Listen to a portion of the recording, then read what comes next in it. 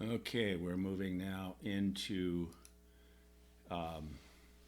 discipline number 8,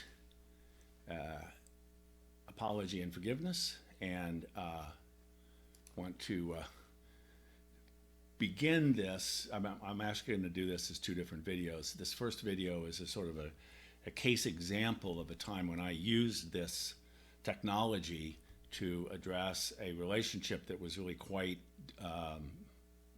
damaged, conflicted, uncomfortable for me, just to kind of show you how it is that this whole thing works. So this is a story of something that happened to me about 20 years ago when I was on the staff of Camp Anytown.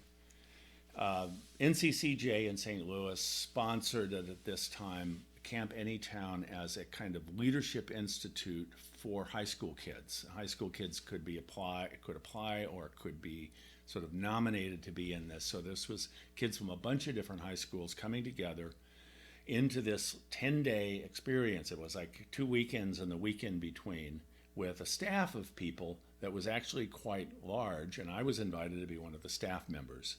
The staff of the event was intentionally very diverse because the purpose of the event was to address issues of various kinds of isms of oppression: racism, sexism, heterosexism, ableism, ageism. All the kinds of oppressive systems that exist were addressed in the course of this day. And in order to do that well, the structure of the experience, this Leadership Institute, this Camp Anytown, was that the staff would itself be as diverse as possible.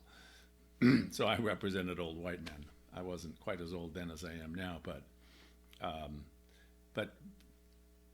all kinds of religious traditions and genders, and so it was a fairly good-sized staff with a much larger even student body for this 10-day event.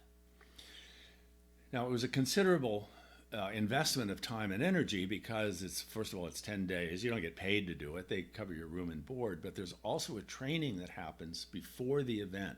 So all of those of us who were on the staff met several times prior to the event to get to know each other, to get to know the curriculum, to understand what it was that we were trying to do there, so that when we showed up, what we had done by our interaction with each other is that as a bunch of individuals, now we had a kind of cohesive staff. We knew what we were about. We had a kind of collective identity.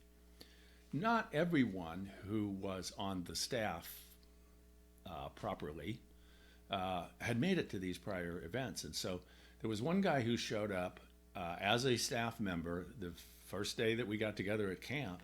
I had never met him before, have no interaction with him, and don't ever remember having a conversation with him until several days later in this camp experience. But he was there because he was in his 20s, rather difficult background, apparently. I don't really know much about him. African American from North St. Louis City. So culturally, he represented a kind of niche that they wanted on the staff, but he hadn't been able to be at the staff training. So we were a couple of days into this event when the co-directors took me aside and said, "Mark, we've got a problem we want your help with." I said, "Sure, what can I do to help?" He said, "Well, this new guy," and I will call him Joe. I don't remember what his name was, but I'll just, for the purposes of this story, I'll say Joe. Joe's like a kid in a candy store. He's a very good-looking, athletic, young black man, and there are all these girls here who just think he's the cat's pajamas, and there's a lot of inappropriate activity going on here, and we cannot tolerate this. So we've decided that what we have to do is send him home. So, okay, but what do you need me for? Well, we need somebody to take him home. There's no bus service out here. And so we wondered whether you would drive him back into St. Louis. And I said, "Well, I'm here to do whatever you need done. If that's what you need done, okay." And they said, "Well, because this is going to be difficult, we would like for you to sit in on the conversation that we're about to have with him, where we let him know that he's got to go home." I said, "Okay." So the four of us sat down together. I didn't say a single word, but they let him know that because of his inappropriate behavior with some of these teenage girls, therefore they were deciding to protect everybody. He needed to go back to St. Louis, and Mark Robinson, here is your ride. So I found out, okay, where are you staying? You know what? So, and I went, got my car, drove it up to close to the cabin that he was staying in.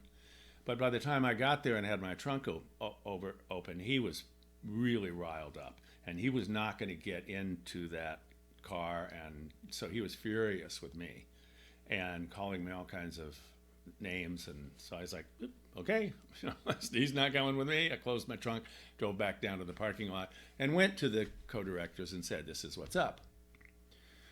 Well, it began to leak out into the rest of the staff that the co-directors had decided to do this. And the staff was saying, wait, this isn't what we do. This isn't what we're about. We're about having conversation and working things out and coming to agreements. And so, you just to blindside him with this, we need to give him a chance to correct his behavior and all that.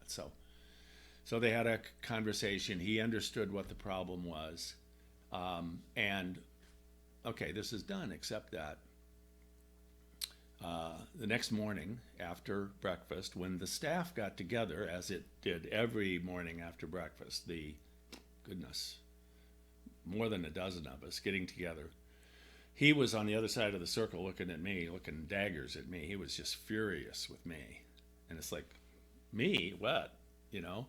So I went to speak to him after the staff meeting, and he just kind of like, I couldn't figure out where he went. He's just disappeared. And all day long I was looking for him, trying to figure out how can I have a conversation with this guy to get things worked out. And he was never there, or if he'd come in when anyway. So that evening after dinner, we had this campfire down by the lake, and one of the exercises that we did was we were each to find a rock. Go find a rock that sort of speaks to you. And then we're sitting around this campfire. What we want to do is put onto the rock the energy from something that's bothering us, some troublesome thing that's going on for you. Just sort of place that into the rock. And then as a part of this ritual, we all went and threw our rocks into the lake. Well, of course, what I took was the angst that I was feeling from his anger at me, and I was just going to release it. It's not about me. Whatever it is, I'm just going to let it go. And I felt better, and I slept fine. And the next morning after breakfast, the staff got together, and there he was looking daggers at me again. He didn't get the message about the rock. So I'm going to have to do something else. So I began to try to figure out, okay, what can I do? First of all, how can I communicate to him? And second of all, what is it that I want to say to him that is going to address this? And that was the point at which I think I said, okay, will this technology of apology and forgiveness, is that actually going to work in this setting? And the thing about the apology and forgiveness is that it's really dependent upon what's the choice I've made? What were the consequences of that choice? What are the patterns and what strategies do I have available to me as I'm going to take this on? So the choice that I made, what was the choice that I made that was a problem? I chose to do what the camp directors wanted me to do, right? And what were the consequences of that? I got motherfucked by this guy. Well, no, wait, not what are the consequences to me? What were the consequences to him? Oh, the consequences to him were that some old white dude that he'd never even met before was sitting in judgment over him. Oh, right. So is there a pattern here? Oh, well, yeah, there's we live in a racist society in which there are a lot of old white men who are sitting in judgment over this black kid. So he's probably felt this before. And so what's my strategy? What am I going to do about this? I'm going to apologize. Can't talk to him, so I'm going to have to do it in writing. And we had within the camp kind of this camp mail, which was we each had a little paper bag taped to the wall with our name on it, and we could put notes in these paper bags to each other. I was pretty sure that there are a lot of people sending him notes, so he would check his bag so he would get one from me. So I sat down with a legal pad, and I wrote out an apology, which was basically saying, we have never actually spoken with each other. I chose to do the bidding of the camp directors to give you a ride home, which put me in a position to sit in a sort of tribunal which sat in judgment over you. And I have no authority to do that, no right to do that.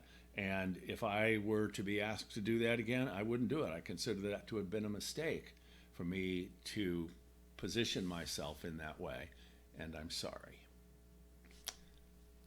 Folded up the note, put it into his paper bag, and sometime later that day I saw him with a couple of friends of his looking at that yellow sheet of paper, and sometime fairly shortly after that he came up to me and he said, "What's this?" And I said, "Well," and then I just verbally told him exactly this, that I apologized to him because I was in a position where, while I didn't intend to be doing this, in fact, I was sitting in judgment over him, and I have no right to do that, and I can see that that would be very distressing to him, and I'm sorry. And he was like, "Oh, cool." He stuck out his hand, we shook hands, and we were fine.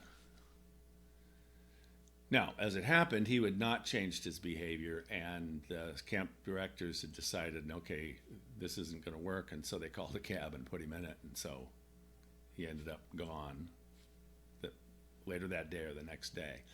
But for me, in my relationship with him, having figured out what was it that I did that I regretted, what were the consequences to him and to me, how is this a part of a larger pattern, and what am I going to do to try to fix it? That what I had done was to, by sending him this note, construct a relationship just between the two of us. This is just our thing, where I'm letting him know something about my willingness, my interest in being accountable in my relationship with him, and to hold us as equals, to have this be a mutual relationship.